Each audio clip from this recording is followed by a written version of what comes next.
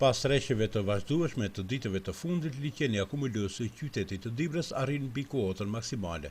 Edhe pse është vënë në efikasitet të plotë gjithë puna e hidrocentrale Shpile, prurjet e lumit Radika dhe Drini Zi janë më të mëdha se kapacitetet dalëse të saj, uji ky që shfrytëzohet për prodhimin e energjisë elektrike. Ndaj për këtë arsye, nga dita e diel është rritur niveli i ujit të liqenit të Dibrës, ku ka edhe tepris ujë që në mënyrë të vazhdueshme rrjedh në pusetën ndihmëse.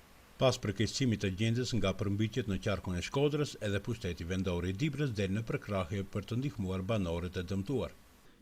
U drejtojmë të gjithë biznesmenëve Dibran, qytetarëve Dibran, të cilët kanë vullnet dhe dëshirë të mirë, që bashkërisht si qytet, që gjithmonë kemi qenë të gatshëm të ndihmojmë në raste për ndihma, besoj që të gjithë qytetarët do të kenë mirëkuptimin, ne jemi bujarin tonë do ta shprehim dhe do të kontribuojmë të gjithë në këtë drejtim.